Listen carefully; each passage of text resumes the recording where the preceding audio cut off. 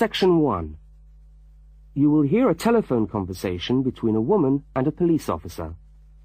First, look at questions 1 to 5. For each of the questions, 4 alternatives are given.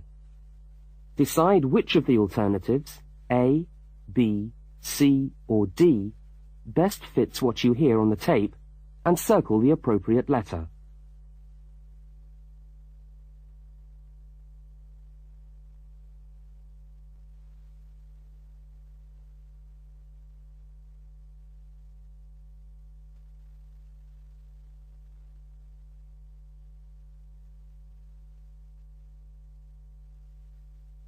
You will see that there is an example which has been done for you.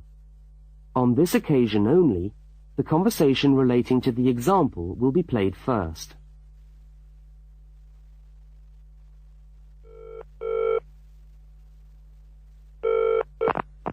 Good evening, City Police Station. Can I help you? Oh, hello. I'd like to report a stolen briefcase, please. Just a minute and I'll put you through.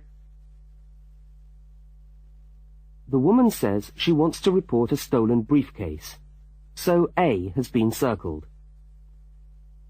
Now we shall begin. You should answer the questions as you listen, because you will not hear the recording a second time. Now listen carefully to the first part of the conversation, and answer questions 1 to 5.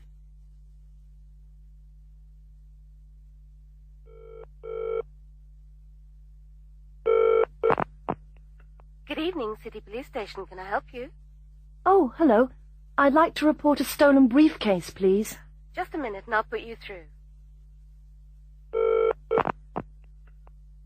Lost property, can I help you? Oh, yes. I've had my briefcase stolen. Okay, I'll take some details. Tell me what it looks like, first of all. Well, it's a soft leather one, you know, not a heavy box type like a man's. And how does it close? It's got buckles at the front, 2 of them. They're gold-plated ones. Fine. Was it locked? No, I'm afraid not. Never mind. Any distinguishing features? Pardon? Any marks or badges on it that make it stand out? Only the brand name. And where's that? It's on the back, at the bottom in the left-hand corner. It's saggy. Oh, and there's a scratch. It's quite bad, but small, directly above the brand name. I did it recently, putting it on my bike. I got that. So, what did you have inside the briefcase? Well, all my papers from college. It's so frustrating, but thank goodness for computers. I haven't lost them completely. Yes, you're lucky. I had my wallet in my pocket, so I didn't lose that. But there were also my pens, which I got for my birthday, and a novel I was planning to read on the train. Right. Where exactly did you lose the briefcase? Well, I couldn't believe it. I was standing on the platform. It was right next to me. You were holding it? I'd just put it down on the floor, but I could almost feel it beside me. I was watching for my train because sometimes it comes early, and then next time I looked, my briefcase wasn't there. And what time was this? It must have been about 5:20. No, a bit later. I'd say 5:30, because it was just getting crowded, and the train normally comes at about 25 to 6. Before they continue their conversation, look at questions 6 to 10.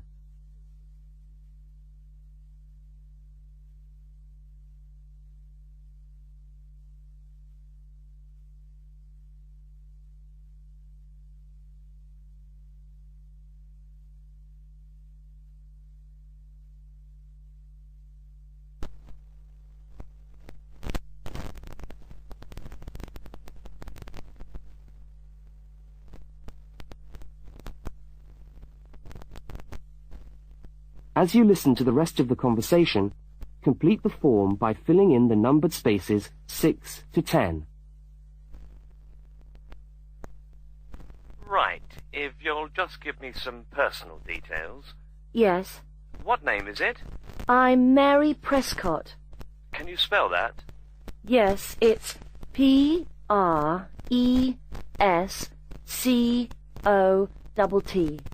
And your address? Flat 2, 41 Fountain Road, Canterbury. Fountain Road. Yes, number 41. And have you got a contact telephone number? Yes, it's 752239. 752239. Fine. One last question. What would you say the value of your briefcase is? Including the contents? Yes. Just a rough estimate is fine. I'm not sure. Well, the briefcase itself is quite new. I bought it last month for £40. I suppose about £65. The contents are worth about £20 or £25 at least. That's fine.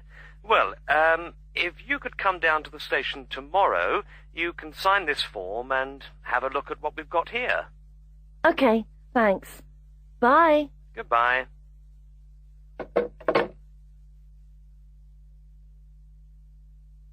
That is the end of section 1. You now have half a minute to check your answers. Now turn to section 2.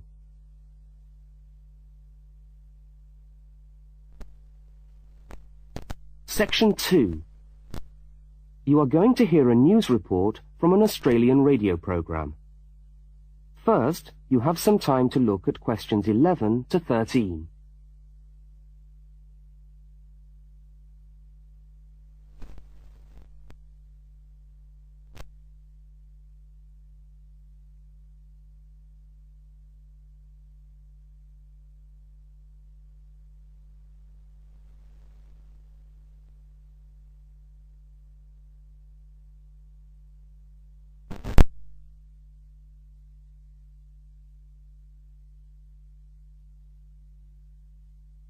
Now listen to the news headlines and tick the 3 other items which are mentioned.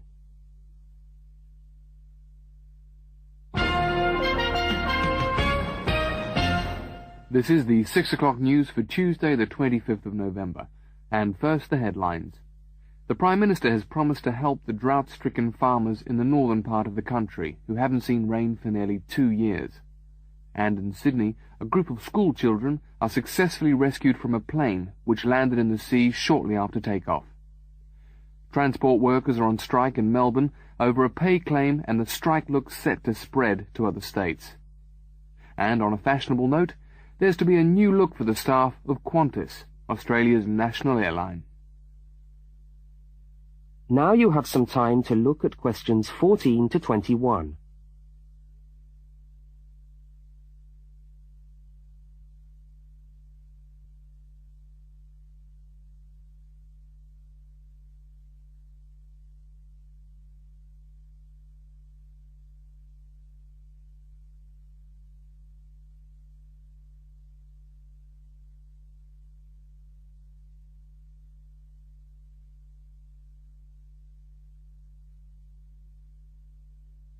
As you listen to the rest of the news, complete the notes in the spaces provided. The Prime Minister has pledged today that he will make $250 million available to help the drought-stricken farmers who have not seen rain for years get through the next 5 years. Money that was to have been spent on the restructuring of Sydney's road system has been reallocated to what the Prime Minister described as a more worthy cause. Farmers are to receive financial assistance to help see them through the worst drought in over 50 years. Many farmers feel that while the money is welcome, it has come too late to save them and their farms from financial ruin, and are angry that the government did not act sooner. A group of school children who were travelling in a privately chartered aeroplane from Sydney to Queensland to take part in a musical concert found themselves swimming for the shore when their aeroplane had to land in the sea just 3 minutes after taking off from Sydney Airport. The pilot managed to bring the aircraft and its 50 passengers down safely in the calm waters of Botany Bay, where boats and pleasure craft were able to come to the rescue of the boys. The fact that it was a weekend meant that there were hundreds of boats in the bay enjoying the good weather, and this undoubtedly helped the rescue operation. "We owe our lives to the skill of the pilot," said one of the boys, but the pilot replied modestly that it was all part of a day's work. However, all their musical instruments were lost, and they never got to play at the concert. That is the end of section 2. You now have half a minute to check your answers.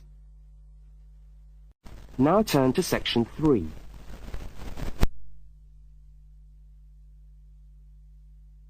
Section 3.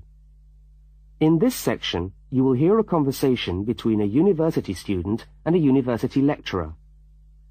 Look at questions 22 to 25. For each of the questions, 4 alternatives are given. Decide which of the alternatives best fits what you hear on the tape and circle the appropriate letter.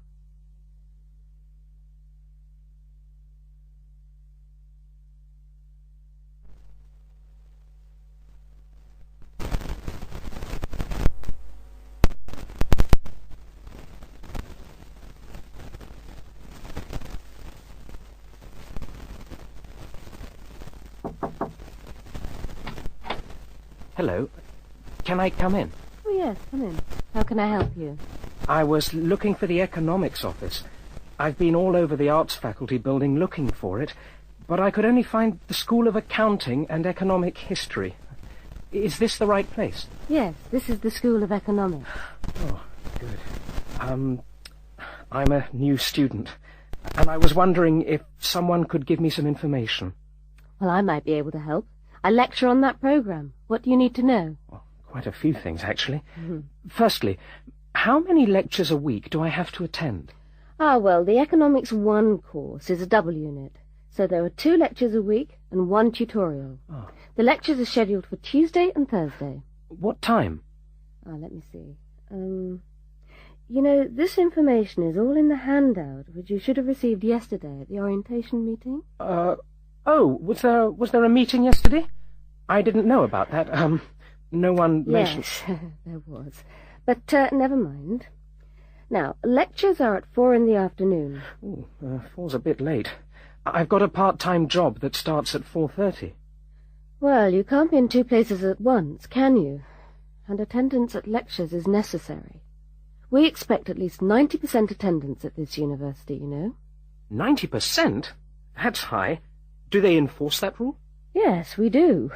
We're pretty strict about it, actually. And what times have been set down for the tutorials? Do you have that information?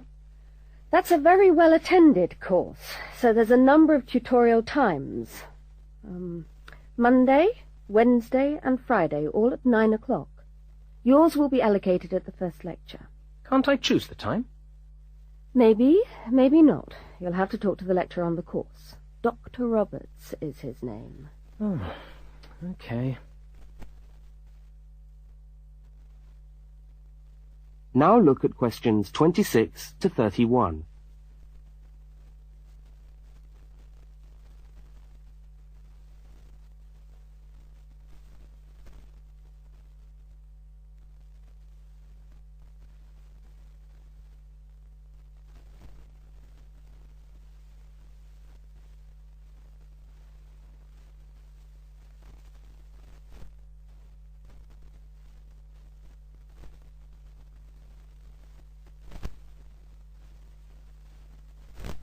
As the conversation continues, complete the notes in the spaces provided. Anything else I can help you with while you're here? Well, yes, actually. Do you know what the course requirements are? I mean, how much work is expected for this course? Well, you have to complete a tutorial paper. What does that involve? Well, it's a piece of work on a given topic based on some set reading texts. You'll have to give a small talk to your tutorial group. How long does that have to be? Oh, about 25 minutes usually. I have to talk for 25 minutes? Yes, that's right. And then you have to write up your piece of work and give it to the lecturer to be marked. Right. And is that all? No. You also have to complete a 3,000-word essay on a topic. Can I choose the topic? Yes, usually you can. Right. That shouldn't be too bad. And in addition to that, there is an exam. An exam? What sort of exam? Well, it's an open book exam. Does that mean I can have the textbook with me during the exam? Yes, that's right. And can you give me any idea about the content of the first year of economics, so that I can get into some reading? Well, you'll be getting the reading list next week when lectures start. All the books are in the library. Yes, but won't everyone else take them out as soon as they get the reading list too? Well, yes, they might. But most of the important ones are held in closed reserve. That's a part of the library where you can go to read books, but you can't take them out of the building. What did you call that section of the library? Closed reserve. However, we do recommend that you buy the core books. You'll find them useful, and you'll need them for the exam. Yes, I suppose I will. But what is the focus of the course? Well, the course at this university has a vocational focus. That is, a focus on preparing its graduates for work. So we're orientated very much towards employment. Oh, so my chances of getting a job are good. Well, provided you get good results. Well, look, thanks for your time. You've been really helpful. That's fine. See you next week, then.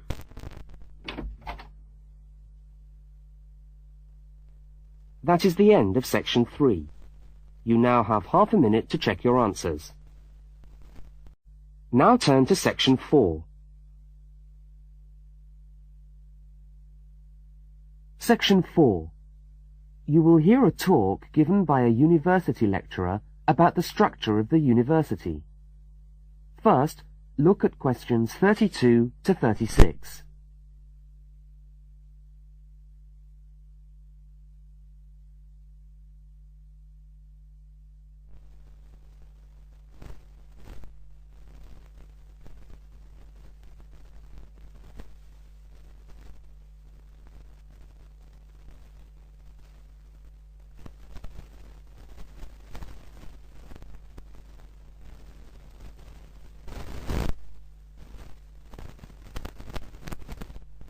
Now listen and answer questions 32 to 36.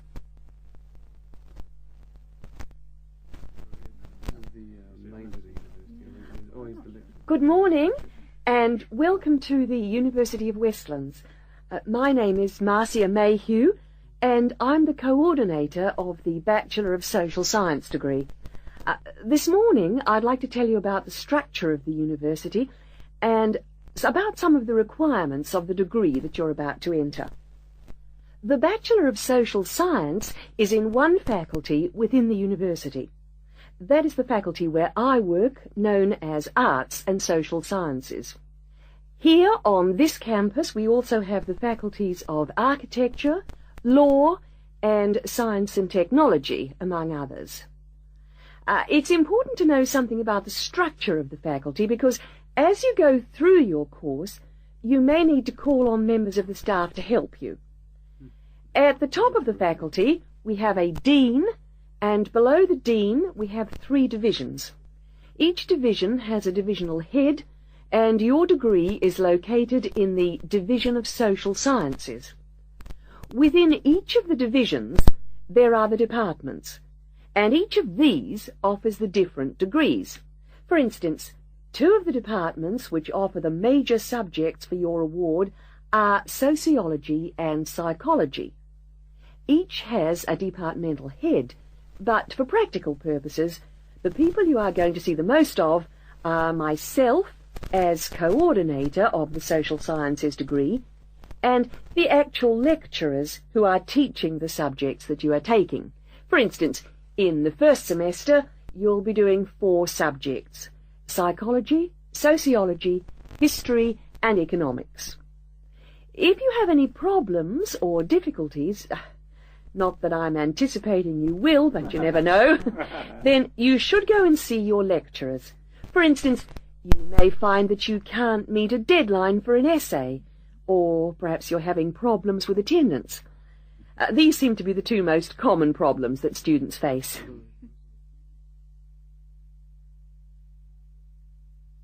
Now look at questions 37 to 41.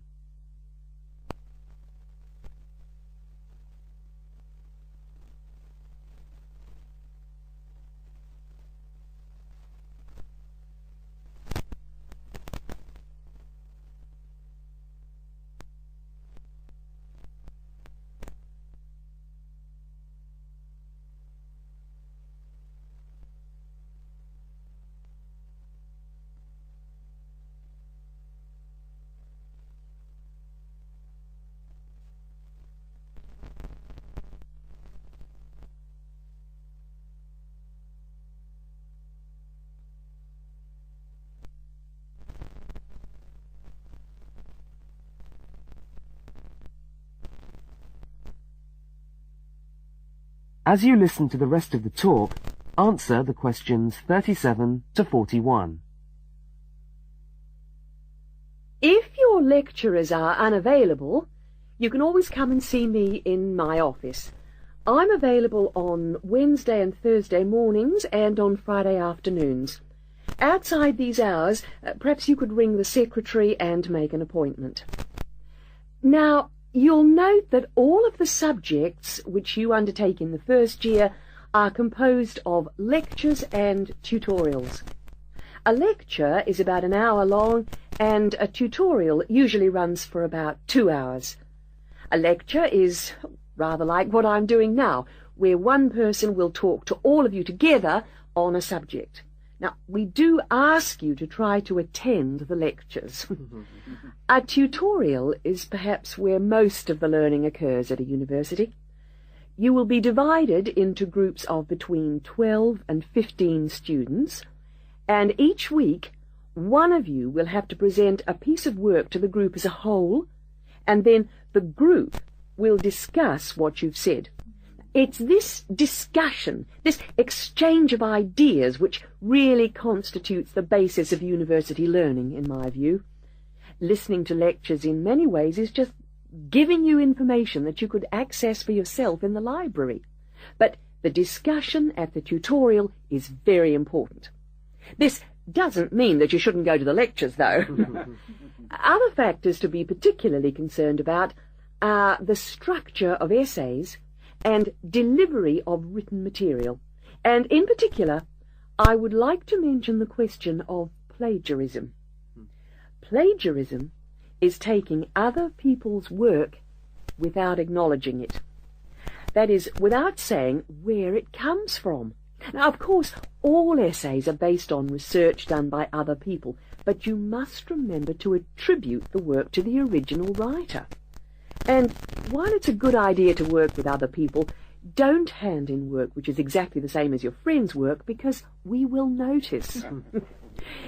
If you don't acknowledge the source of your information, then you run the risk of failing the subject, or in very serious cases, you might be denied entry to the university. Last but not least, stay in touch with us. If things are getting you down, don't go and hide. Come and talk to us about it. That's what we're here for. Right. Thank you very much for coming along today.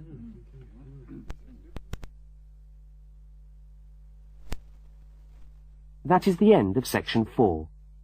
You now have half a minute to check your answers.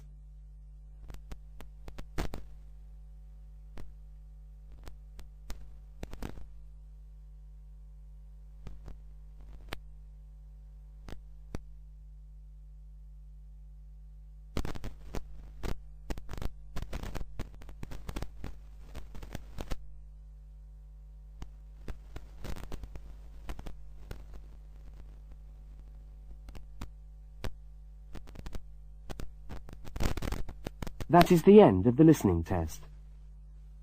You now have 10 minutes to transfer your answers to the listening answer sheet.